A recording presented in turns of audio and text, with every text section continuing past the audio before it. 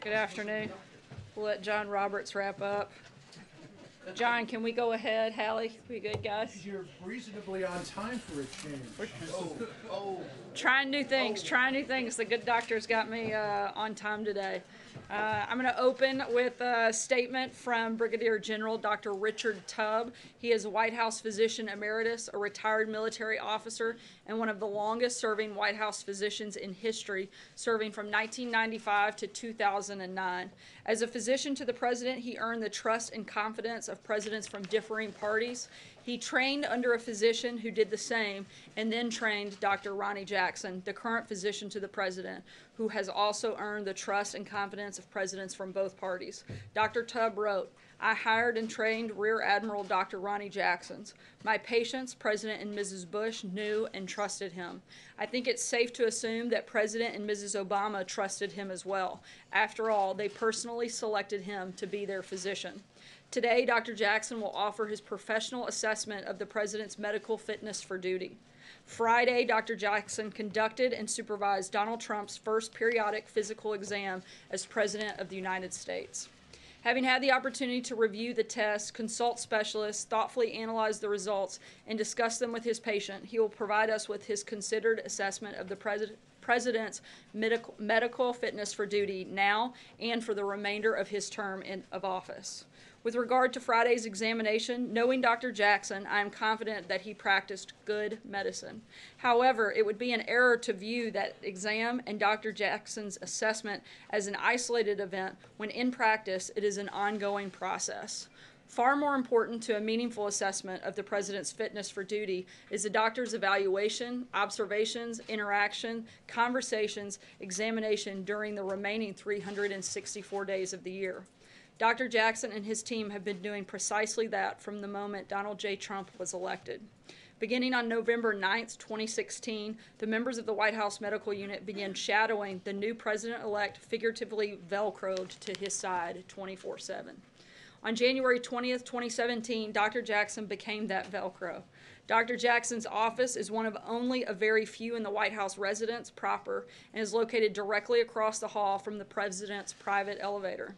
On any given day, the physician's office, as it is known, is generally the first and last to see the president.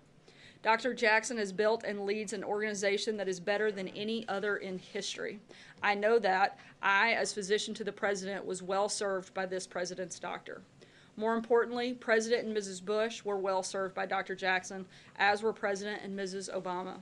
In keeping with his oaths, I have every reason to believe that Dr. Jackson will well and faithfully discharge the duties of his office, and that President and Mrs. Trump, the office of the presidency, and the country will be well served because of it.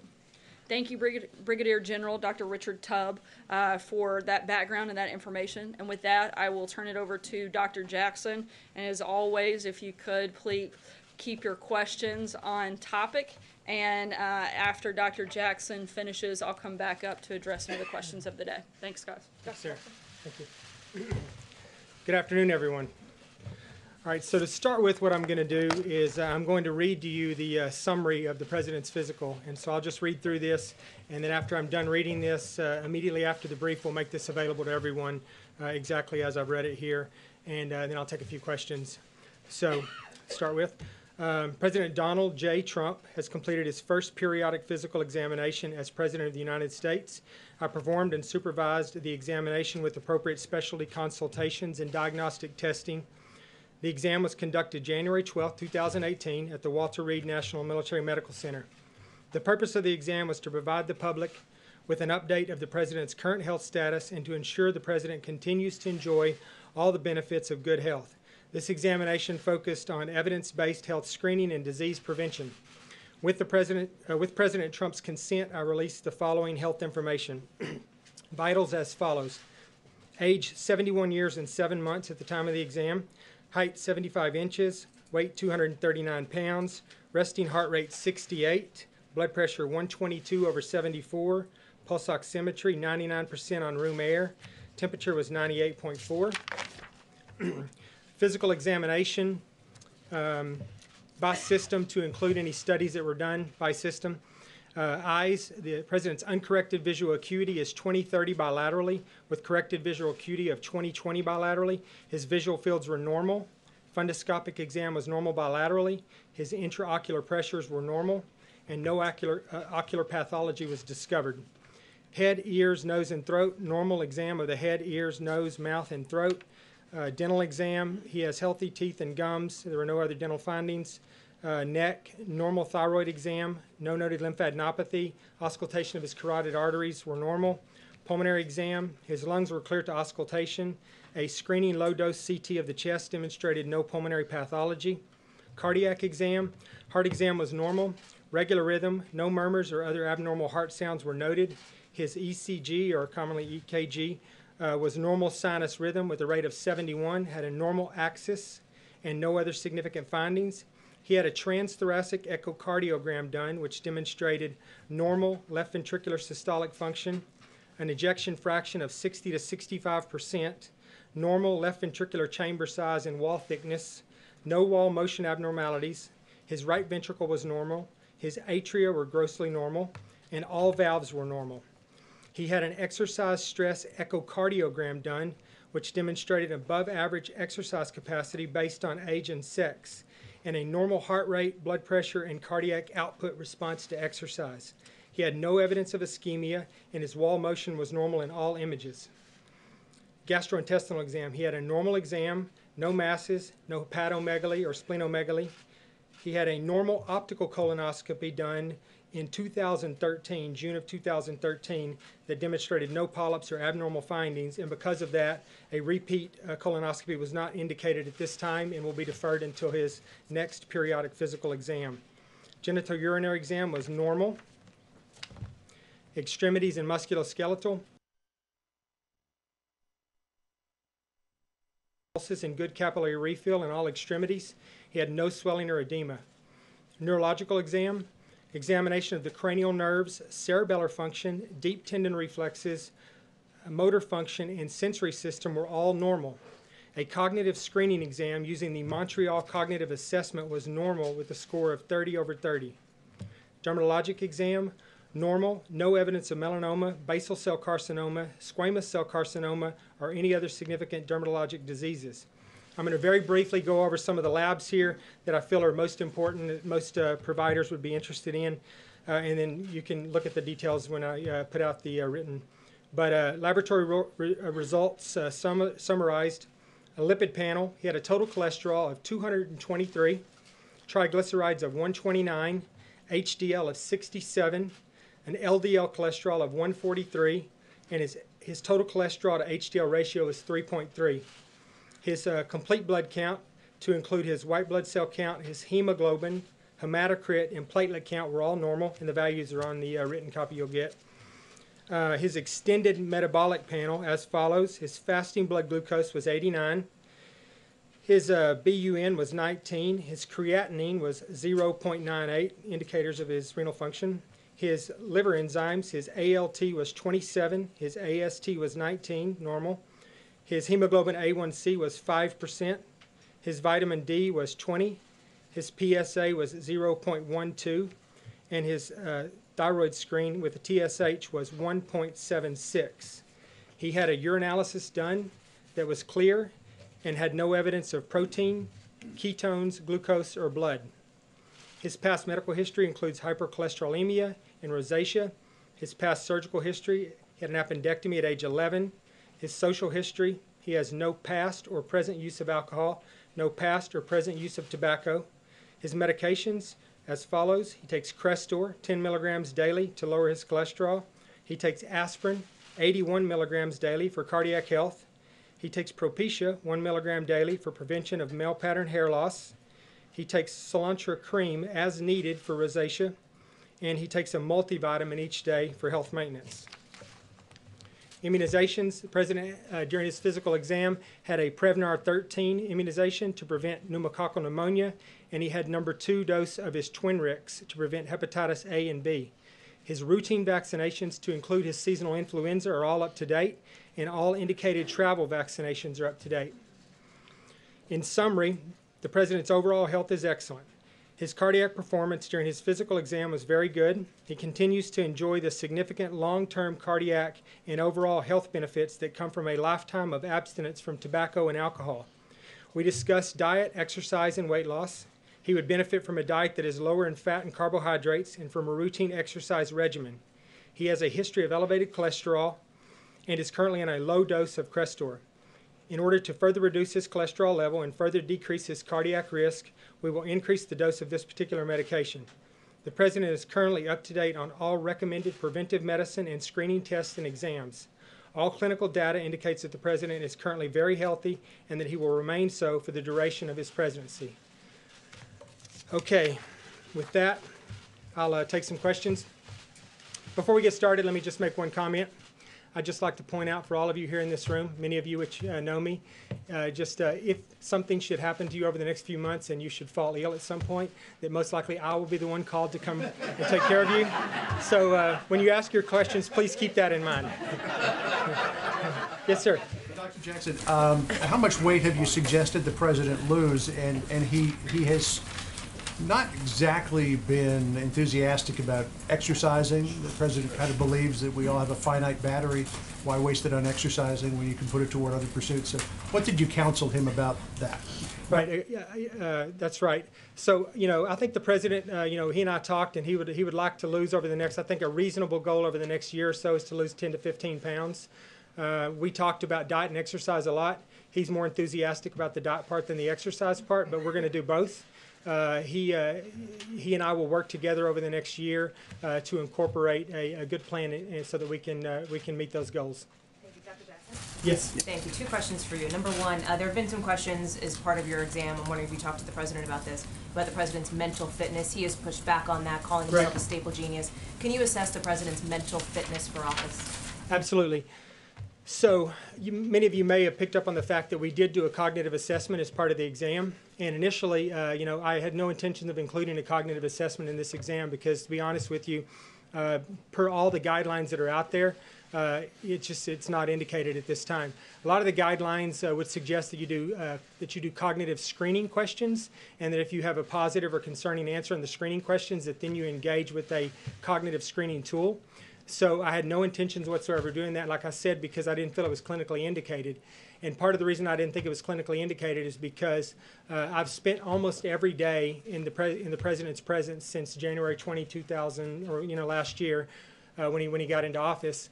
And I've seen him every day. I see him 1, 2, sometimes 3 times a day because of the location of my office. We have conversations about many things. Most don't revolve around medical issues at all. But I've got to know him pretty well. And I had absolutely no concerns about his cognitive ability or his neurological function. So I was not going to do a cognitive exam. I had no intention of doing one. The reason that we did the cognitive assessment is plain and simple because the President asked me to do it.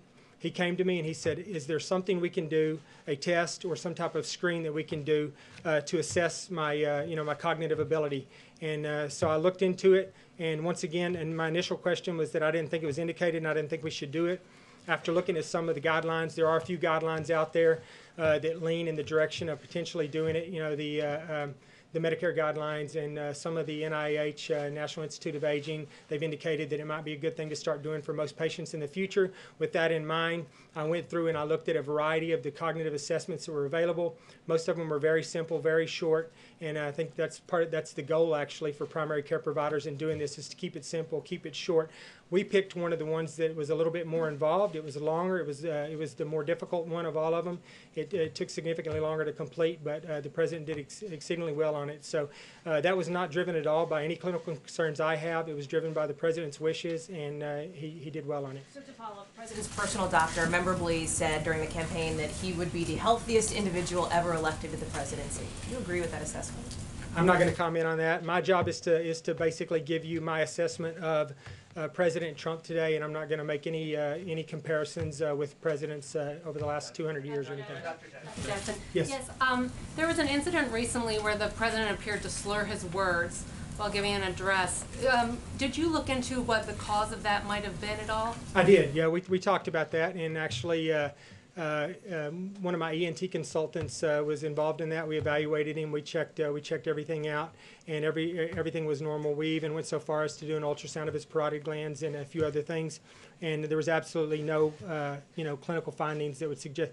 I think the reason for that was, quite honestly, me being up here right now, I think I need a drink of water. I think that I had given the president some medication, specifically some Sudafed over the days previous, and I think that I had inadvertently kind of dried up his secretions a little bit more than I intended to, and I think that led to, that precipitated it. Some people have suggested that could be related to dentures. Does the president wear dentures? He You does mentioned the not. dental exam. The president has no partial or dentures of any kind. Yes. I'd like to ask you two questions. One Sure. is about the ejection fracture. Right. My wife suffers from that, so that I clued in on the 60%. Is that a concern going forward for him? Is because that in some cases indicates low activity? No, in the not at all. heart? 60 to 65% is a normal ejection fraction. There's no concern about that at all. Second follow up on the cholesterol over 220. Do you hope to get it under 200? Well, we're not focusing on the total cholesterol as much as we are the LDL. We'd like to get the LDL down below 120, so that's what we'll be shooting for. And is in any way with the low, I understand that the blood pressure was within norms, but with the high cholesterol, are there any concerns for his heart health? No, not at all. I mean, I think that the one good thing that, there were many good things that came from his exam. I think he had great findings across the board, but the one that stands out more than anything to me is his cardiac health. His cardiac health is excellent. And so I think that, with all the other things in place, he doesn't have really a family history of premature cardiac disease. He doesn't smoke. He doesn't have diabetes. A lot of the traditional risk factors he doesn't have. So I think that those things in combination with the excellent cardiac results that we got from the exercise stress test, I think are very reassuring. Dr. Jackson, thank you. Could you just elaborate in layman's terms if possible, and you've been doing a great job at that, what you ruled out in these cognitive tests? There have been reports that the president has forgotten names, that Right. he's repeating himself. Are you Yeah. ruling out things like early onset Alzheimer's? Are you looking at dementia-like symptoms? And then a second question, a lot of doctors at the back end of a physical like to give their patients tips before they walk out the door, things that they should change in terms of lifestyle or behavior. What did you tell this president outside of diet that he might want to change? Yeah, so I think that cognitive test, it's well respected. It's a test that's used, throughout the United States. Lots and lots of institutions use that test. It's the one that they use at Walter Reed for patients that they feel like they need to do cognitive screens on. So it's a universally accepted test, and like I said, it's a little bit more extensive than some of the shorter ones that are in some of the guidelines.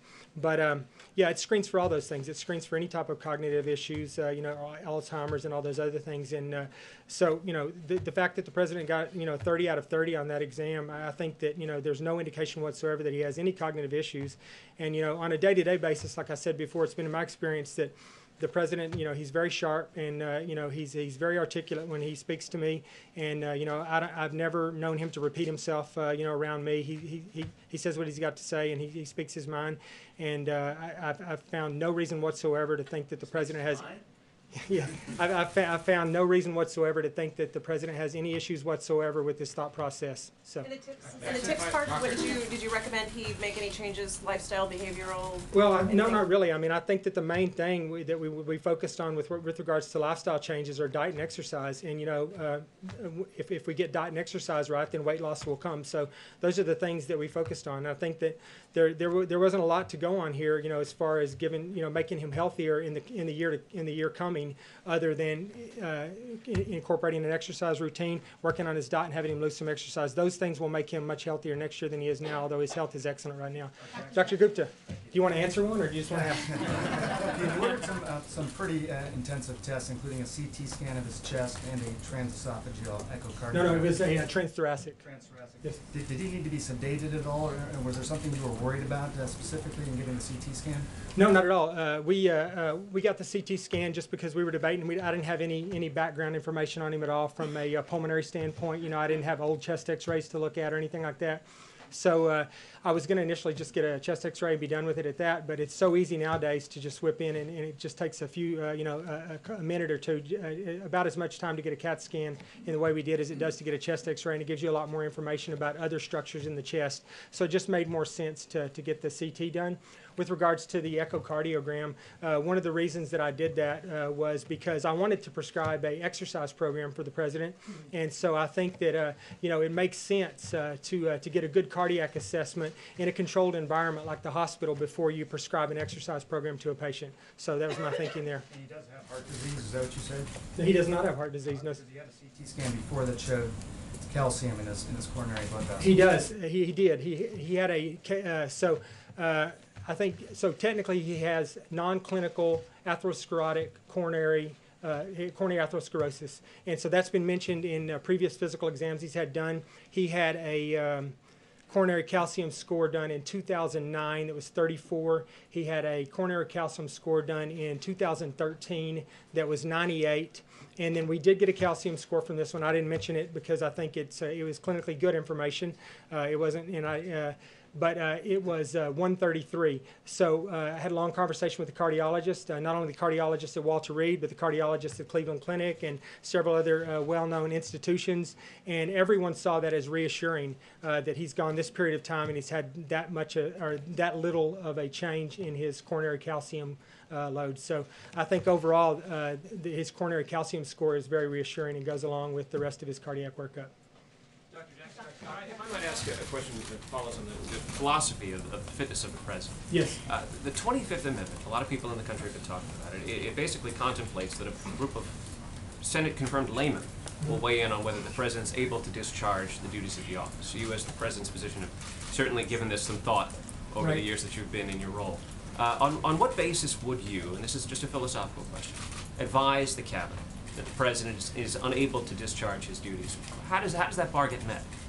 Well, I mean, Section 4 of that amendment doesn't really, give me a specific duty or role in there. Like you said, it falls upon the cabinet and the members of Congress and all. I think I'm just like any other member of the administration who sees him and talks to him on a regular basis. If I were to see something that was very concerning and I had concerns about his cognitive ability, or something to that extent that that I would bring that up to the proper people in the chain of command, maybe starting off with the chief of staff or something.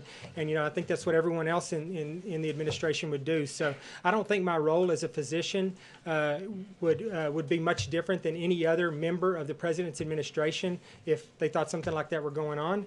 I just think that once that happened, if it were someone else in the administration, I would immediately be brought into it to make a clinical assessment and see if I agreed with with that assessment. But I think at this particular point, based on my exam, and the cognitive testing that we did, and just my day-to-day interactions with the president, the president is mentally very, very, very sharp, very intact. And Do you believe he is fit for duty?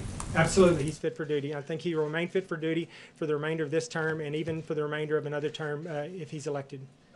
Can you determine that? Dr. Jackson, you talked a bit about President Trump and your kind of daily dealings with Hang on, him. let me did you say how to How can you determine that for the whole, you can't determine it Well, 4 years out, right? Yeah, absolutely. I don't have a crystal ball. I can't look into it, but based on his cardiac assessment, you can make predictions. You can make cardiac calculations, and you can see what his risk of having a cardiac or a cerebrovascular event might be. And so, if you look at that stuff where he falls out on his cardiac assessment, he falls into a category that portends years of event-free living. So sure, I know I myself could have a big event tomorrow. I don't have that kind of, I'm not making that kind of prediction, but I'm saying based on the clinical information that I have right now over the year of me observing him and the few things that have happened with him medically over the year, and in large part on the objective data that we gained from this particular exam, I feel very confident that he has a very strong and a very probable possibility of making it completely through his presidency with no serious medical issues. Dr. Jackson. Yes, I'm sorry. So you talked about dealing with President Trump on a daily basis. Can you talk a bit about him as a patient, like what type of patient he is. Does he take all of your advice? And you also talked about, since you were dealing with him on a daily basis, has he had any ongoing ailments or anything like that? You talked about giving him Sudafed. Sometimes it sounds like he has the sniffles when he's talking. Like, does he have any allergies or anything like that? He doesn't. I mean, on occasion he suffers from the same, viral, upper respiratory stuff that you and I do, and he gets congestion and things of that nature. But for the most part, one of the things I found about President Trump is that he's very independent when it comes to his medical stuff, and so I guess the way he grew up, I guess he takes care of most of the little stuff himself. He doesn't come to me for Band-Aids and things of that nature, and I'm easily accessible, and a lot of folks will. I think he's a good patient. He's sometimes I have to convince him why I want him to do something. So he doesn't just take everything I say and just take it at face value and move on. He'll ask me questions about why would I do that or why should I do that, this, that, and the other. For the most part, he's very cooperative. He follows medical direction. He's just like every other president I've taken care of. On occasion, I have to get the First Lady involved to make sure that he's doing what he's supposed to be doing. But yeah, he's a good patient. Jackson, just to make sure we're clear on this, when you analyze his cognitive ability or his neurological functions, that is not the same thing as a psychiatric exam or a psychological exam. It is not. No, it's a screening assessment for cognitive impairment. Yeah, right. Dr. Jackson, does the president do anything at all right now in terms of exercise? What is his daily exercise routine, if there is one? So I would say right now on a day-to-day basis, he doesn't have a dedicated, defined exercise program, and so that that's what I'm working on. The good part is that we can build on that pretty easily. So, so you said you were discussing that with him. What are you discussing? What would you like to see him start doing? Well, I mean, like I said, he doesn't have a daily exercise regimen, and he's some people exercise, some people don't. Some people just haven't done that as part of their routine, and I would say that's the category he falls in right now. I would say though that despite that, one of the things being with the president on a day-to-day basis that has been impressive to me is he has a lot of energy, and a lot of stamina. And I think I first noticed that, we traveled, we did some overseas travel last year, and I was really surprised because I didn't know the president early on. When the days we'd get these 14, 16-hour days, and the staff is just spent after a while, and you're just like, man, when are we going to the hotel? When are we going down? Because you have all the issues of different time zones and things of that nature too. And I'll tell you, out of everybody there, the president had more stamina and more energy than just about anybody there. And he was the one that was always like, we're not going to skip this event, we're not going to skip this, we're going to do this, we're going to do that, and stuck to the schedule despite the urging of some of us to let's just forget the rest of the day. And explain to me how a guy who eats McDonald's and Kentucky Fried Chicken and all those Diet Cokes and who never exercises is in as good a shape as you say he's in? It's called genetics. I don't know. It's some people have just great genes. I told the president that if he had a healthier diet over the last 20 years, he might live to be 200 years old. I don't know. I mean, he has incredible genes. I just assume. I mean, if I didn't watch what I ate, I wouldn't have in the cardiac and overall health that he has. So he's very healthy despite those things, and I don't think that he does that anymore. I mean, he's going to the White House now. He's eating what the chefs are cooking for him now, and they're cooking a much healthier diet for him now, and we're going to continue to work on that and make that even healthier. But I would say the answer to your question is he has incredibly good genes, and it's just the way God made him. Go ahead, right here in the second row. Me? Yep. Oh, thank you. You mentioned that you gave the president a cognitive test. Was that the mini mental state examination or the Folsom test? Or if not, can you tell us what specific cognitive test you gave? It was the Montreal Cognitive Assessment, sometimes referred to as the MoCA, and you can find it online. Thanks very much. Just a couple of things. Do you have a life expectancy range for him based on his results? Number two, what exactly does the exercise and eating plan look like? Is it you're going to put an elliptical machine next to the bedroom and he's going to use it? What does that look like? And then also number three, did you see any evidence of bone spurs, which the president said that he suffered from? We didn't, none of that stuff's been bothering him recently, so we didn't examine his, for bone spurs right now. He's not come to me, complaining of that. So there was no reason in this particular assessment. We were pretty crunched for time with everything we had done, so we didn't look at issues like that. So I didn't assess that. No. As far as life expectancy, you know, I'll say he probably won't live to be 200, but I don't know. I think his life expectancy is, you know, I would just have to say it's the same as every other American male right now, but it's certainly no less. And then the specifics of the dietary and exercise plan, what's in store? We're working that out right now. Actually, what I'm doing is one of the things is I'm getting a nutrition specialist to come up here and meet with the chefs that we have here, and they're going to go over the preparation of the president's food just to make sure that we're, you know, cutting the calories and the fats and the carbohydrates as much as we possibly can, and still making, you know, good meals for him. With regards to the exercise, that's something that myself and, you know, potentially Mrs. Trump will work with him upstairs. You know, there's a gym upstairs, and we'll get that set up to his specifications, and we'll see how that goes. Is he limited to one scoop of ice cream now? I don't limit his diet at all. I just I make recommendations. Dr. Jackson, one follow-up question. There isn't anything that's a part of the president's health records or his overall physical fitness or any medications that he's taking that you're not permitted to tell us? Is there anything you're keeping from us for privacy reasons? I can promise you there's absolutely nothing that I'm withholding from this. And I can tell you that, you know, I've done the last 4 or 5 of these. I've been involved in probably the last 6 or 7 of these, and this is hands down more information that's been put forth by any other assessment to date.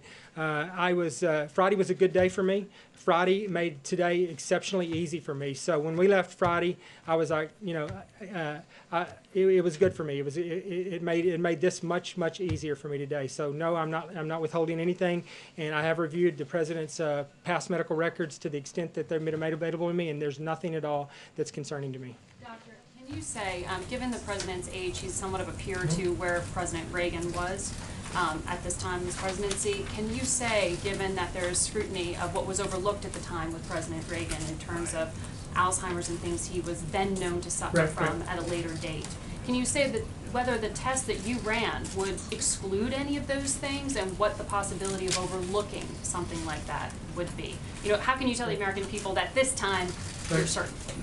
I can say that test, you know, and I don't know President Reagan's actual medical condition, and I don't know what his condition was like toward the end of his presidency. I've read things and seen the documentaries and stuff, just like everybody here. But let's just assume that there, you know, that he did have some, you know, evidence of cognitive impairment toward the end of his presidency.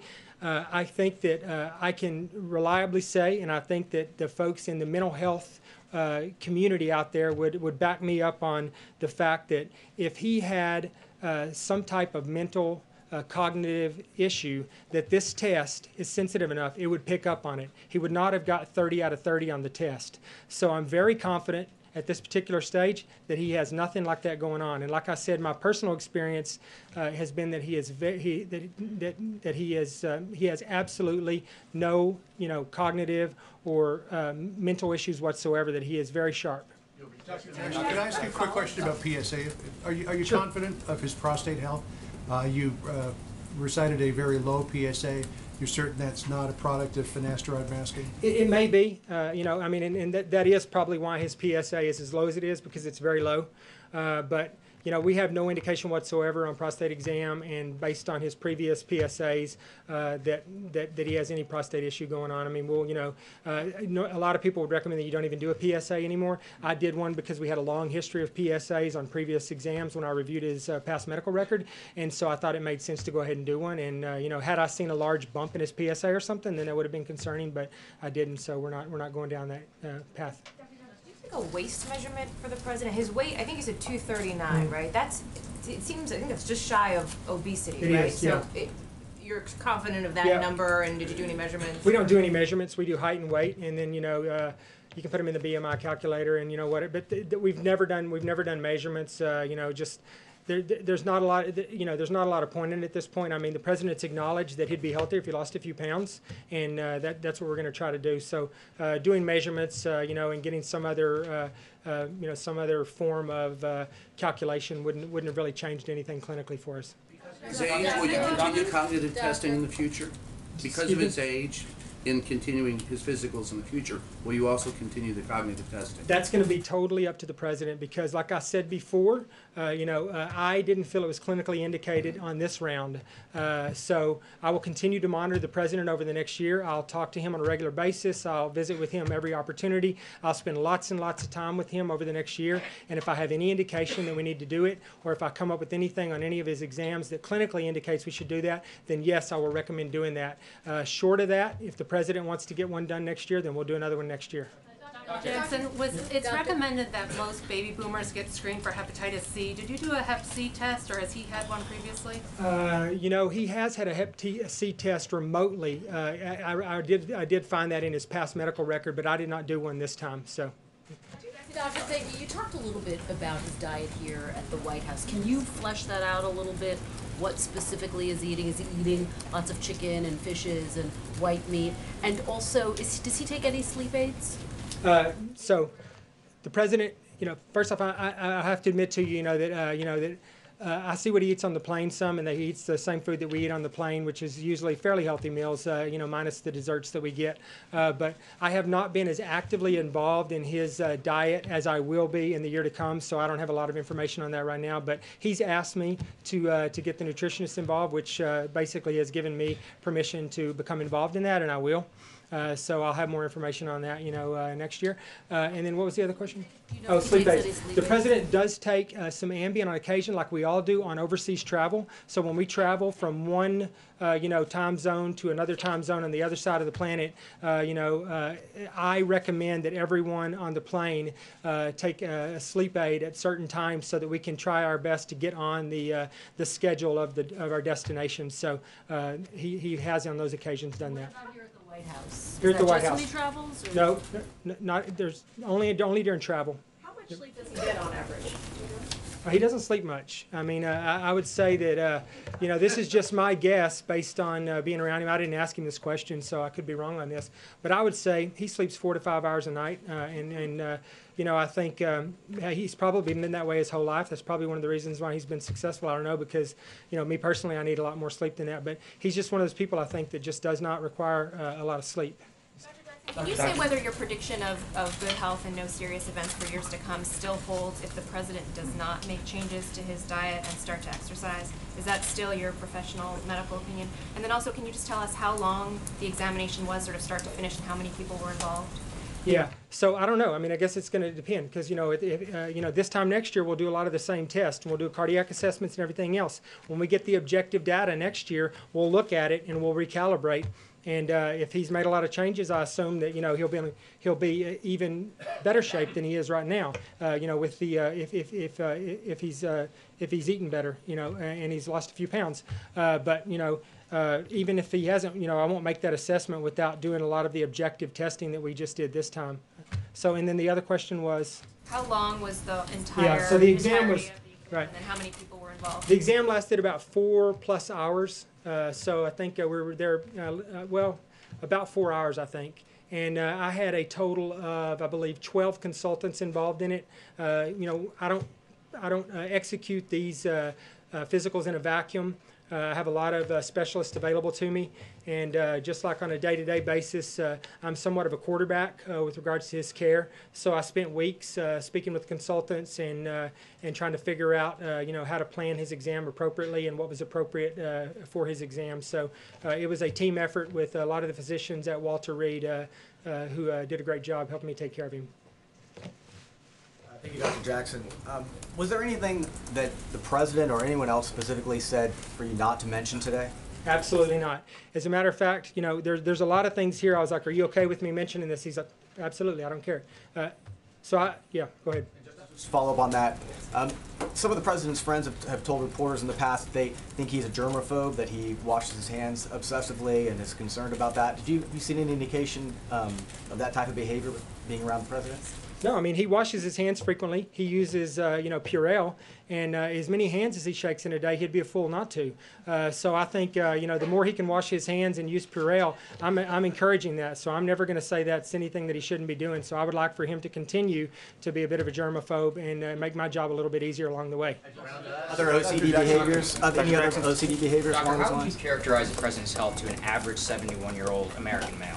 I'd say, based on his cardiac assessment, hands down, there's no question that he is in the excellent range from a cardiac standpoint. And that's not me speaking; that's objective data. You can look at the data that was collected, and he will definitely fall into that category. Dr. Gupta. Is that just cardiac, or is it everything? Well, it's cardiac, and I mean, look at his vision. I mean, he's 71 years old, and his bilateral uncorrected vision is 20/30. I mean, he can drive if he wants to without glasses, and I can, a lot of people his age can't do that. So I think, if you look at, a lot of things across the board, he's very healthy. So that's why, I put out in the statement, that the president's health is excellent because his overall health is excellent. Are there a few things he could do to make himself a little healthier with the diet and exercise? Absolutely. And he's tracking that. I'm tracking that, and we're working on that. But overall, he has very, very good health, excellent health. Dr. Gupta. Just to be clear, though, Dr. Jackson, he is taking cholesterol-lowering medication. He has evidence of heart disease, and he's borderline obese. Can you characterize that as excellent health? I mean, I think based on his current cardiac, study, I mean, his heart is very healthy. Those are all things that we're looking at with regards. Well, you're a neurosurgeon with, there's stroke issues there too. But we're focusing on his cardiac, health, and as an indicator of what the rest of his, vascular health might be like. He has no evidence of peripheral vascular disease. His heart exam, like I said, I think was in the excellent category for his age and sex. So I think that despite that you've mentioned, I think that you're doing a decent job with his cholesterol. I would say that the dose of his cholesterol medicine is very low. He takes a very low dose of his cholesterol medicine right now, so we have a lot of room to increase that. Most cardiologists would put a patient on a larger dose of cholesterol medicine than that to start with, so we're going to up that, and I suspect that when we do that, his cholesterol, his LDL will fall even more. And then, like I said, if we do the diet and exercise, I mean, I just don't think that, that he's got much room to do anything else. Stroke concerns? Excuse me? You just said there were stroke concerns as well? No, I was talking to Dr. Gupta, saying that, it's not just the heart, that he's asking questions about. I understand that he's asking questions about vascular health, including heart disease and stroke and stuff. So I'm saying that we're looking at that. We're looking at his vascular, health overall, and it looks very good right now. What about potential diabetic changes as a result of his weight? He has no, I know his blood sugar's real good, but what about potential because of the weight as he gets older? I mean, yeah, sure. I mean, that's always a possibility. We'll monitor that. But right now, his hemoglobin A1C was normal, and his fasting blood glucose was normal. So right now, he has no evidence of diabetes at all. So we'll continue, to be a routine thing that we do every year with fasting blood glucose and hemoglobin A1C. If that becomes a problem, we'll address it. Did you test his hearing? I did not test his hearing. I will test his hearing. The only reason I didn't test his hearing was because I didn't have enough time to do it in this particular exam. We had the exam pretty packed, and we had to make some conscious decisions about what we did and didn't want to do, and hearing seemed low on the priority list right now, and it's something I can do at any given point. So we will do that, though. I will get a baseline hearing test on him just because I generally do that. Thank you. Thank you, Doc. Does the president, when the president has his colonoscopy at the next physical, will he be sedated? That's going to be up to the president. I will recommend that he is because just, you can do virtual colonoscopies where you're not sedated. I've had patients do both. I'm a big fan of the optical colonoscopy.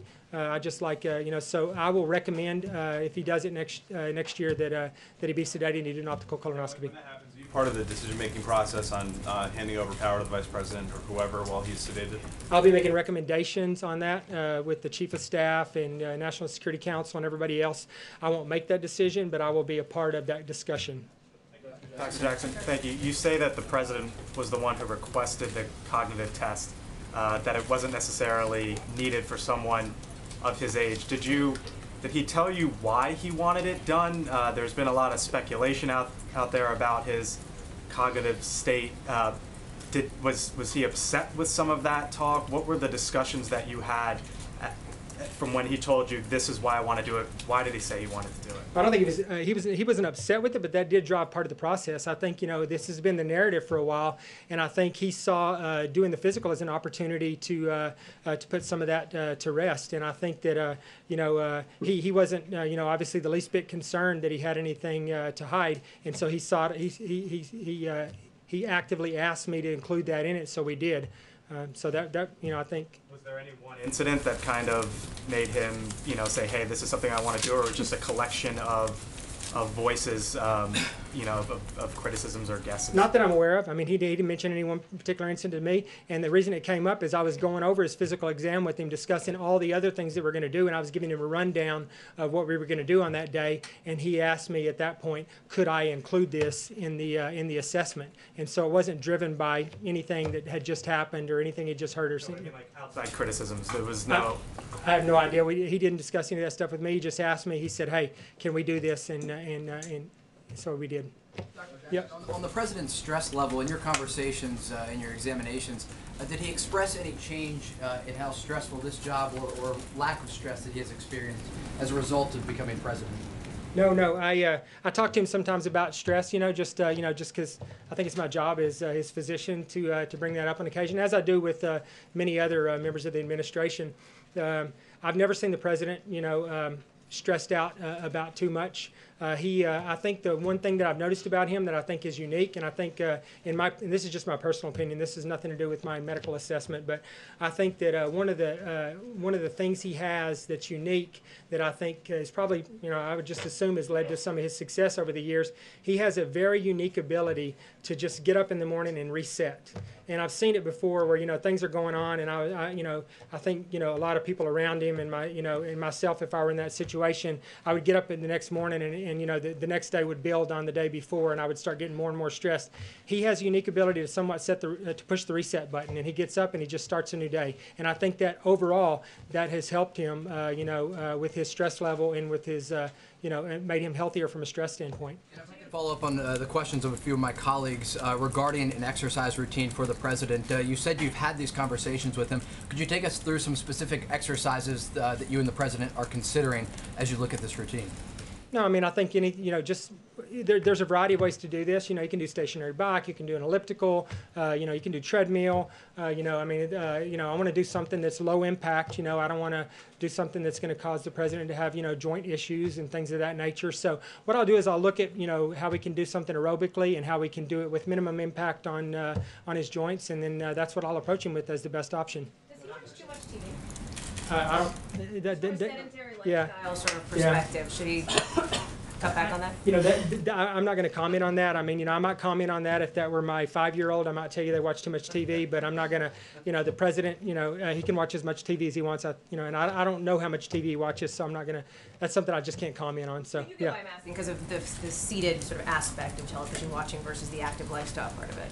I mean, I don't know. I mean, I don't know if he, what he's doing when he's watching TV most of the time. I mean, he might be, in the office. He might be seated. I just don't know. I mean, I think he spends probably as much time seated in a sedentary role as a lot of us do that have office jobs and things of that nature. I don't think that the TV, watching TV, really contributes to that much, in my opinion. You examined him and performed a cognitive assessment. Right. What is your take of all the doctors and clinicians all across the country who have said that in this president they see symptoms of this, that, and the other? Symptoms in what way? Well, symptoms of dementia, symptoms of... I would say that, the American Psychiatric Association has said so too. I think that, the people shouldn't be making those kinds of assessments about the president unless they've had the opportunity to get to know him and examine him.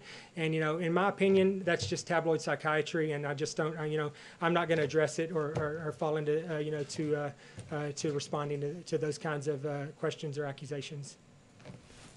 How would you describe his diet before he became president? A lot's been said about too much McDonald's, too many burgers. Do you think it was problematic? To be honest with you, I have no idea. I just have the same information you have. I didn't know the president before January 20th, so I never saw him eat a meal before January 20th. So I have no information on that. Thank you. You said you're not sure how much sleep he gets a night, but you assume it's between 4 to 5 hours. Does that concern you? Would you recommend him to try to get more sleep?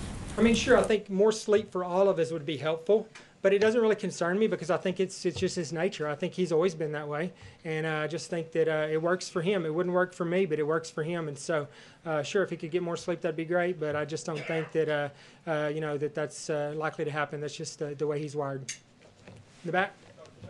Tell the current president about his predecessor's exercise routine, and does this president ask you about how he could follow his predecessor's example to be as fit as Barack Obama was? And the second question, do you keep a tally of how much golf the US president plays? That is something the press office repeatedly does not tell us. Do you keep a tally, and do you consider that exercise? No, I've not had that conversation. No, I don't keep a tally. And yes, like everything else, being on the golf course, there is a certain amount of exercise involved in that. Next question. Does the President take any medications that you haven't disclosed here today? He does not. He doesn't take any medications at all that I have not disclosed here. Can you give us an idea of exactly what that cognitive exam involved over that half hour, and does that conclusively rule out any further psychological exam?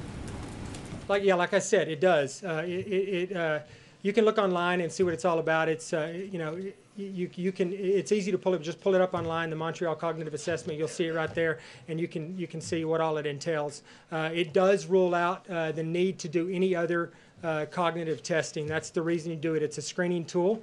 If you do well on it, I think you know, anything above a 26 is normal. If you do, certainly if you get a 30 out of 30, I think you can confidently assume that you're done on the cognitive workup for now. Do you have any concerns about the president's use of Twitter? No, I don't. Yeah, Twitter doesn't involve me as a doctor. I don't have any concern on that.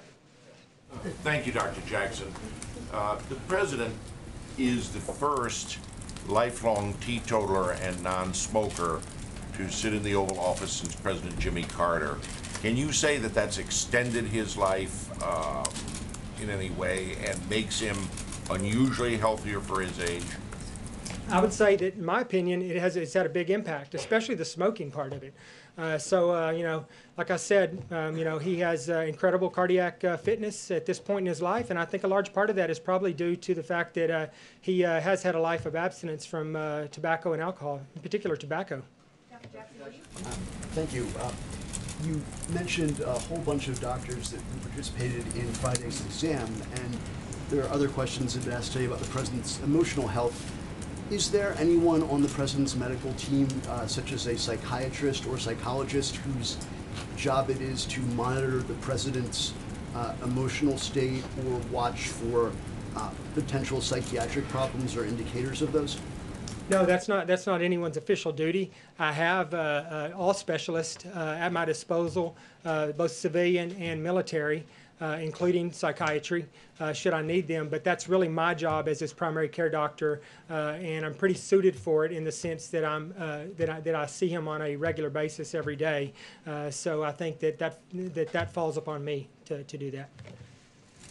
Did you make any wellness recommendation to the president against the burnout, mental burnout, first and foremost, like meditation or mindfulness? Where do you stand on that? So again, the question is, would I recommend any type of alternative medicine? No, not alternative, like a wellness recommendation against the burnout, like meditation or mindfulness. Where do you stand on that? Sure. I mean, I think those are all, you know, relaxation methods. I think that, you know, in general, any of us that can get involved in that can find the time for that. I think that those are helpful and that they, you know, that they make you healthier. So, yeah, I mean, I'm not opposed to you know, him, you know, being involved in those kinds of things in the future. Realistically, what do you think you're going to get him to do as far as exercise? Tell him I'll be his exercise buddy if he needs one. But. Yeah, I'm gonna get him to do some stuff. We're gonna make some progress. I'm not worried about it. Like what? I don't know. We'll see. I mean, but you know, it's gonna be some aerobic exercise. You know, and like I said, it's gonna be something that spares his joints and that's healthy for him. So we're gonna work on that. Yes, thanks, Doctor. Will your office be working with the White House chef at all, who you mentioned before, in terms of formulating what kind of diet he's going to eat? Am I working with him?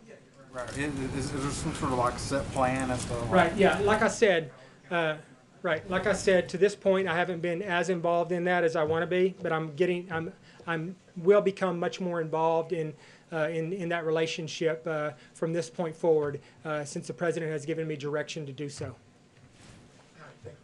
You made a statement saying that you expect the president to be in good health for the duration of his term, or even a second term if he gets it. Was there a specific request from the president to make that statement, or from anyone in the administration, or anyone in the White House? No, absolutely not. I think someone asked a question regarding fitness for duty, and it's a natural extension of the fitness for duty assessment, now and for the remainder of his presidency. And so I just followed that up with, 1 term or 2 terms, So, no one had prompted me or prepped me to ask any or to answer in any such way. You've been answering questions here for more than 50 minutes by my tape, which I think is really extraordinary. Is that an indication of the president's desire to put all these rumors and questions to rest once and for all?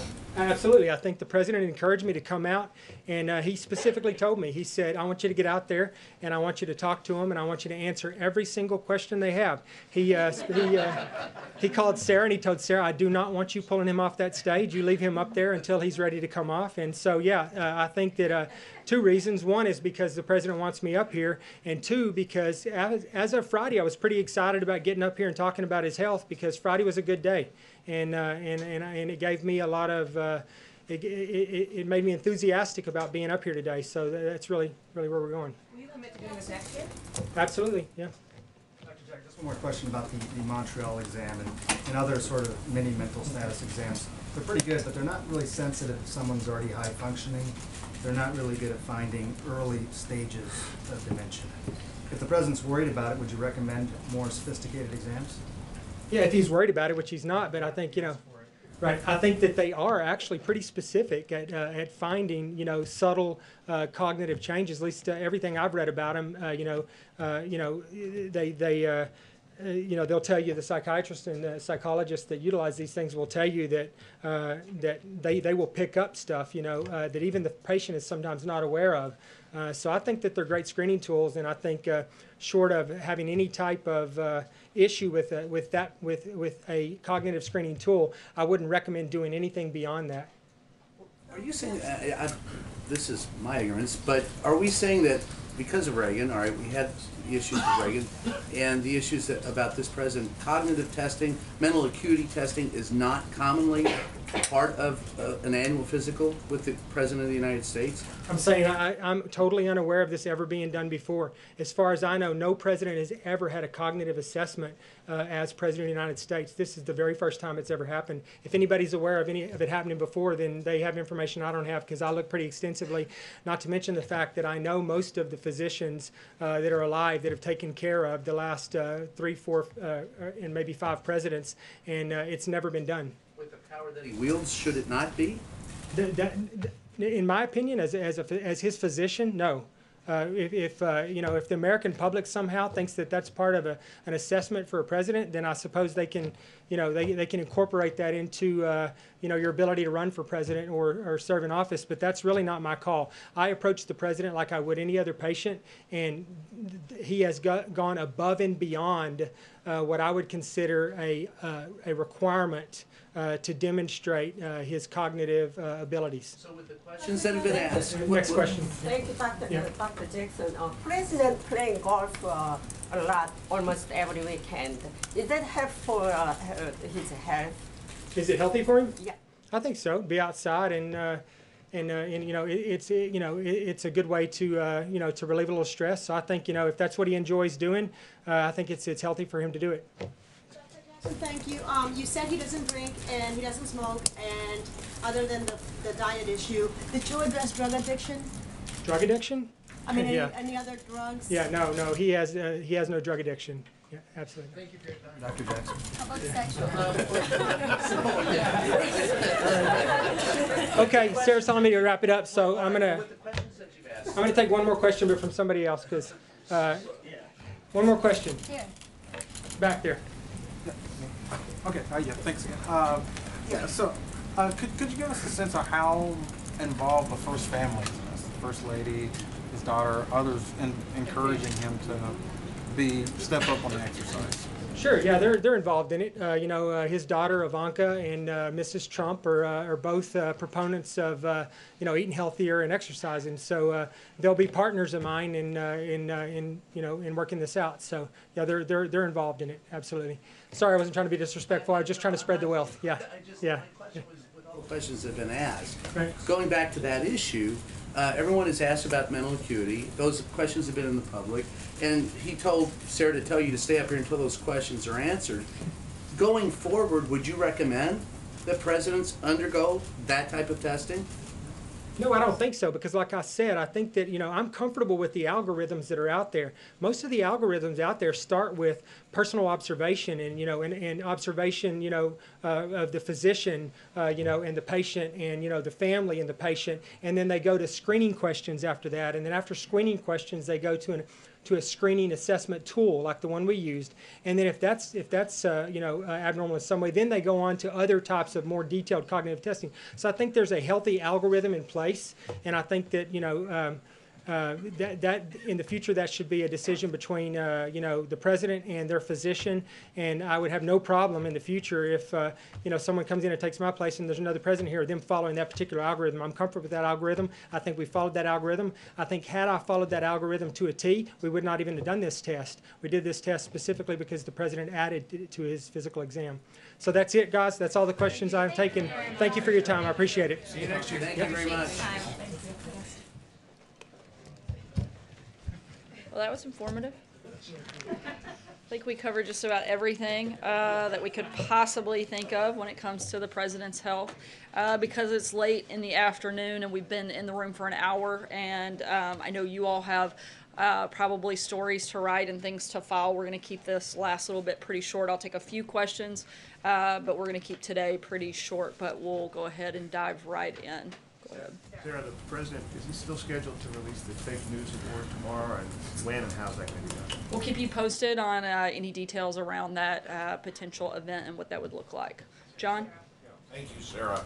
It was widely reported yesterday that in contrast to his past three predecessors, the president did not take any part in any memorials to Dr. Martin Luther King Jr. or appeared at any public functions on that. Any reason why? The president participated in an event on Friday to honor the life of service of Martin Luther King Jr.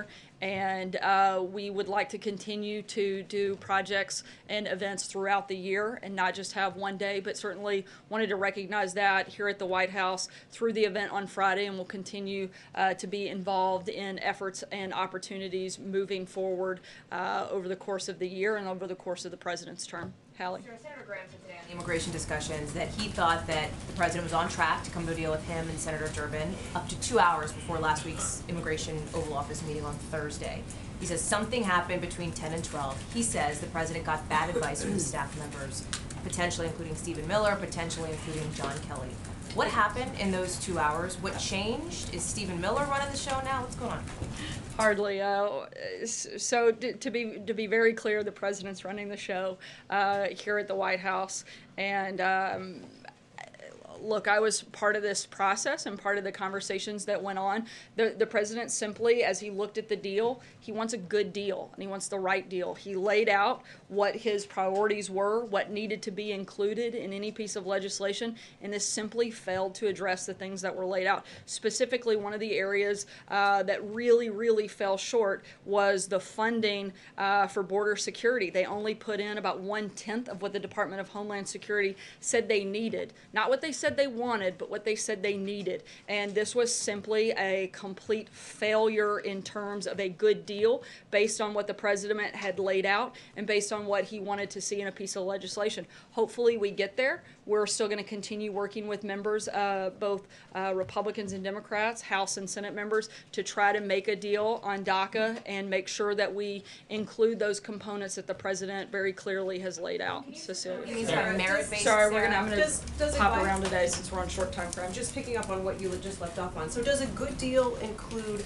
then preferring white immigrants from Norway than black and brown immigrants from Haiti? Not or at all. In African fact, it's actually the opposite, because by definition, a merit-based system is colorblind. It's not basing it on any of that criteria. It's not based on race. It's not based on religion. It's not based on country of origin. It's actually based on the merits of whether or not this person's going to be contributing to society. So actually, it erases all of those things and makes it a much more fair system instead of picking and choosing from trying to meet different quotas of different things. It's a merit-based system, and frankly, it's a system that most Democrats supported and voted for just years ago, but now that this president is championing it, they are, I think, showing just absolute signs and definitions of what hypocrisy looks like. Look, the bottom line is we want a deal on DACA. They want a deal on DACA. We want a deal on border security. They want a deal on border security. They've said that they support these things. They've also said in the past that they support merit-based immigration.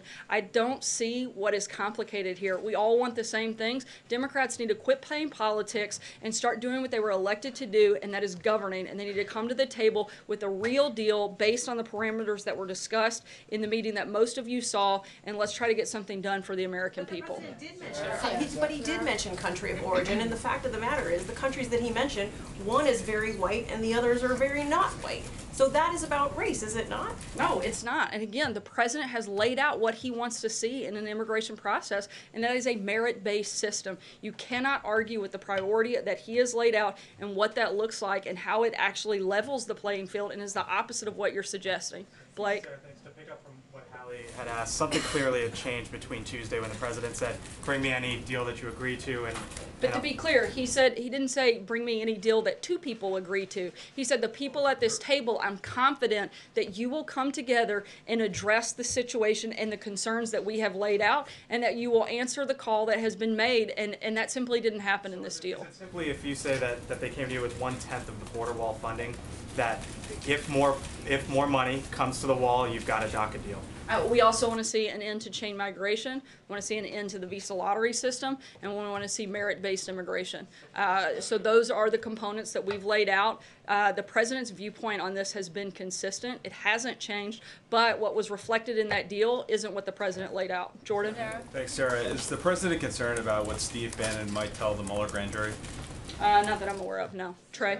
Two questions for you. Did the White House tell Steve Bannon not to answer certain questions before the House Intelligence Committee today? There's a statement, and I'll read, as with all congressional inquiries touching upon the White House, Congress must consult with the White House prior to obtaining confidential material. This is part of a judicially recognized process that goes back decades.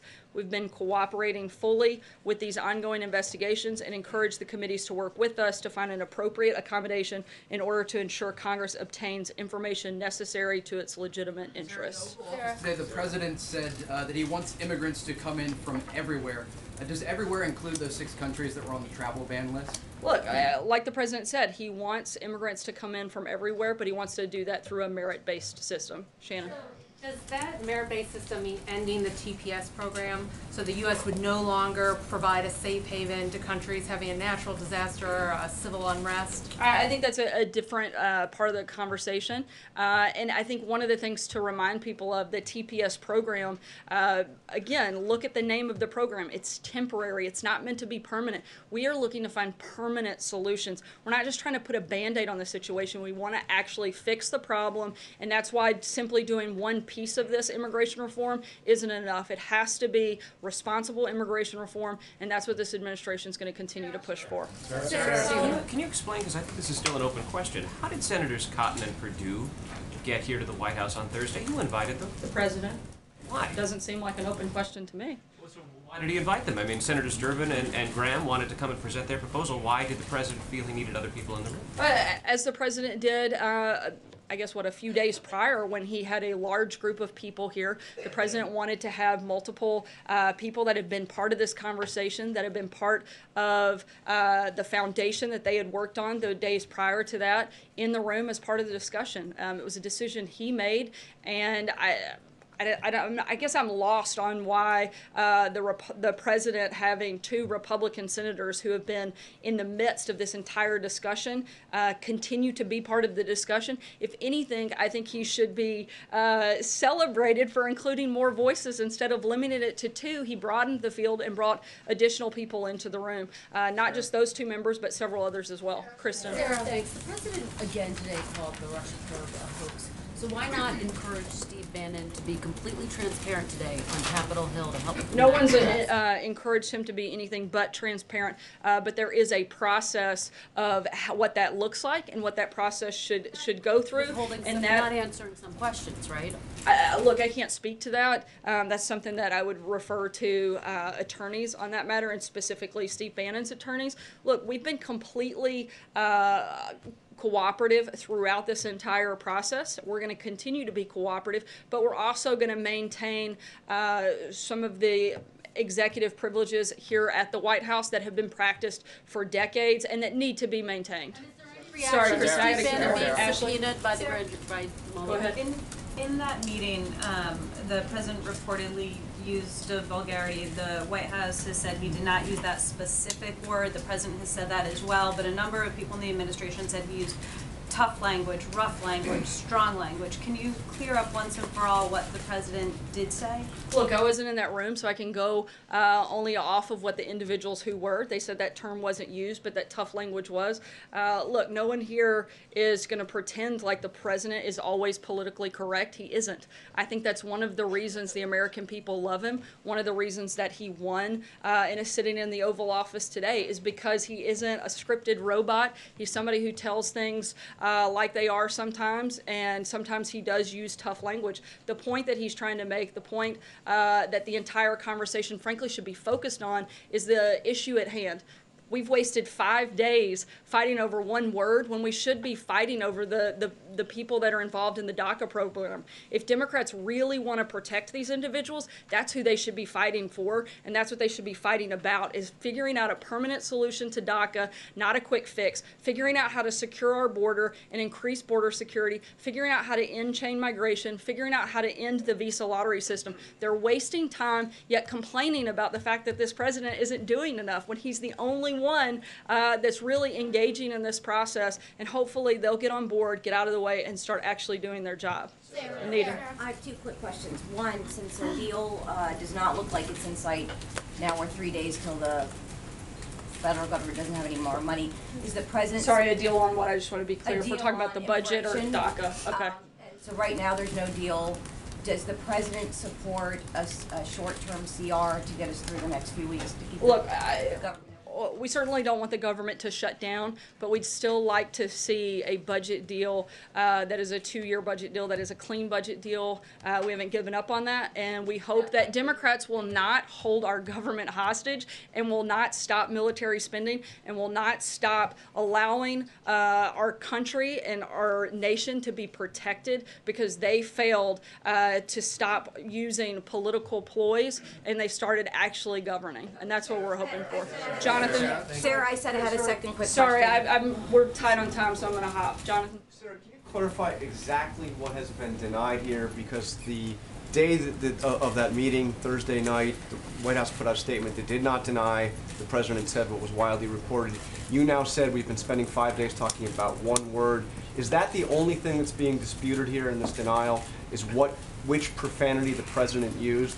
Do you deny the general characterization? Do you deny that he said that... I certainly deny the general characterization. Again, I go back to the fact that sometimes the president does use tough language. I wasn't in the room, so I can only rely off of the individuals that were, and those that have come out and publicly spoken about said they didn't recall those specific phrases being used. Look, the bottom line is the president wants to see a deal done. He wants to protect DACA. He wants to make sure we have increased border security. He wants to see an end to chain migration, an end to the visa lottery system. Those are the priorities. That's our focus, and that's what we're talking about, whether you guys are talking about that or not. I'm going to take one more question. Jill? I wanted to follow up on Shannon's question there first, and I've got another one.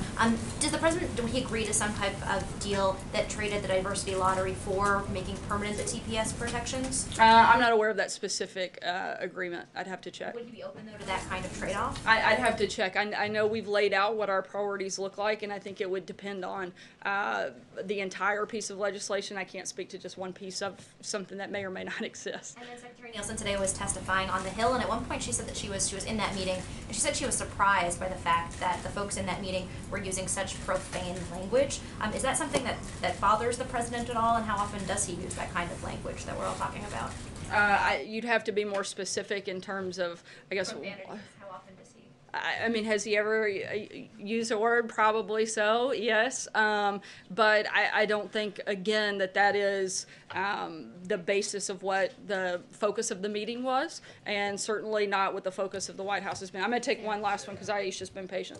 Thank you. So Welcome back. Thank you. I just want to kind of pinpoint, I know this has been talked about, but when you say that the president, he's not politically correct, would the White House then consider if there was some type of derogatory language used to describe Haiti or Africa or the countries of Africa, to say that these are not good countries to come from, that's the issue of being I certainly politically can speak correct? to my experience. I've never heard him say anything like that or similar to that specifically. I'm talking more generally that sometimes the president can be politically incorrect. I think sometimes you guys have heard him. I wasn't speaking to that moment exactly. I was talking more generally, but I've never heard him make a reference like that, and so certainly can't speak to anything beyond that at this point. Thanks so much, guys. Have a good day. It's about that rough language.